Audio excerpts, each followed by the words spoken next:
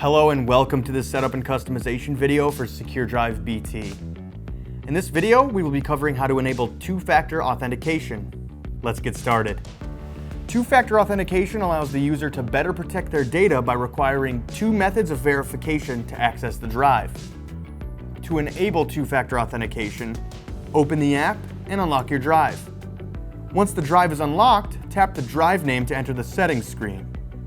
Once you're in the settings screen, tap the two-factor authentication button.